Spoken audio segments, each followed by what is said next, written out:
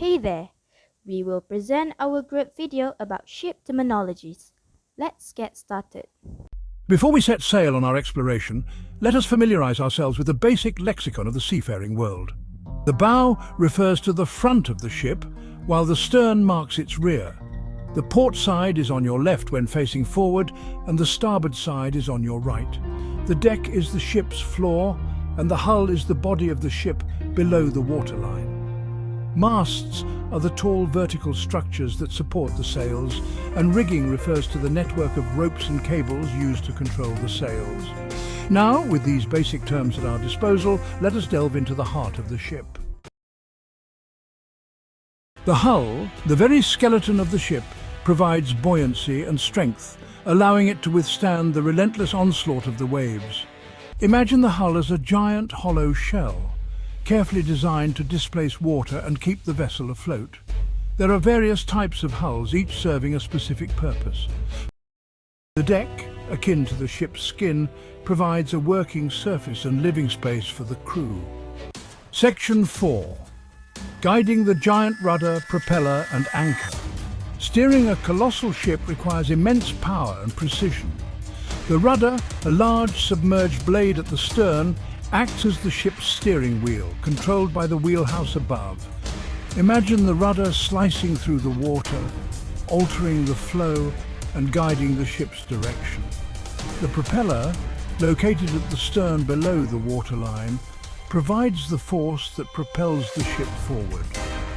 Think of the propeller as a giant screw, churning the water and pushing the vessel through the sea.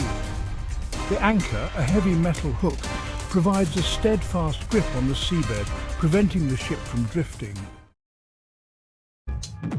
Section 5. The heart and lungs of the vessel. Engine room and ventilation. Deep within the bowels of the ship lies the engine room, the pulsating heart that drives the vessel. Here, massive engines roar and hiss, converting fuel into the power needed for propulsion. Picture the rhythmic throb of the engines, the intense heat and the symphony of gauges and dials monitored by skilled engineers. Just as crucial as the engine room is the ventilation system, the lungs of the ship.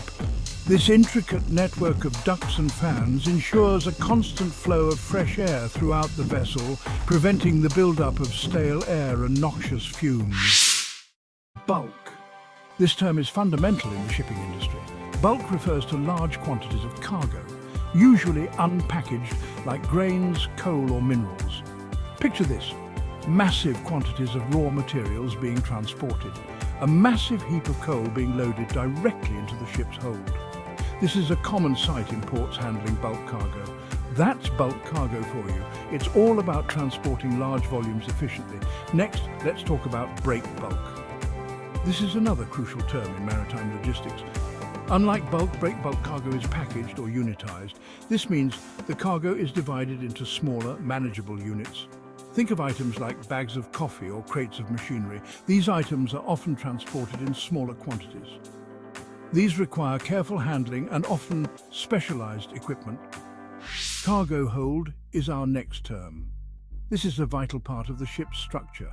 The cargo hold is the space in the ship where all the cargo is stored during the voyage.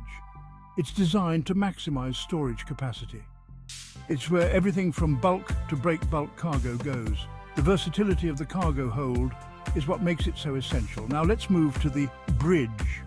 This is the nerve center of the ship. The bridge is the operational hub of the ship. It's where the captain and officers navigate, monitor and control the vessel. It's equipped with advanced navigation and communication equipment. The crew here ensures the ship's safe passage. Picture a high-tech control room with panoramic windows offering a view of the sea. That's the bridge. It's designed for optimal visibility and control. Finally, we have the funnel. This is an often overlooked but crucial part of the ship. The funnel is the large vertical pipe that expels smoke and exhaust from the ship's engines. It plays a key role in the ship's ventilation system. It's usually located above the engine room and stands tall on the deck. This placement helps in efficiently expelling exhaust gases. Imagine a giant chimney, puffing out smoke as the ship sails across the ocean. The funnel ensures that the engine's exhaust is safely released into the atmosphere. The keel. Think of the keel as the ship's backbone. It's the central structural element that runs along the bottom of the ship from the bow to the stern. The keel provides the principal source of structural strength, ensuring the ship can withstand the forces of the sea. Next, let's talk about framing. If the keel is the backbone, the frames are like the ribs. These are the vertical and horizontal supports that attach to the keel, creating the shape of the hull. Frames distribute the stresses and strains that the hull experiences, helping to maintain the ship's structural integrity. Now, onto the bottom. This is pretty straightforward. It's the lowest part of the ship's hull. The bottom is designed to be tough and watertight, protecting the ship from damage when it comes into contact with the seabed or other obstacles. Moving on to plating. Plating refers to the metal sheets that cover the ship's frame. These plates are welded or riveted together to form the outer skin of the hull. Plating keeps water out and provides additional strength to the ship's structure. Finally, we have the bulkhead. Bulkheads are vertical partitions that divide the interior of the ship into watertight compartments. They play a crucial role in maintaining buoyancy and stability, especially if the hull is breached.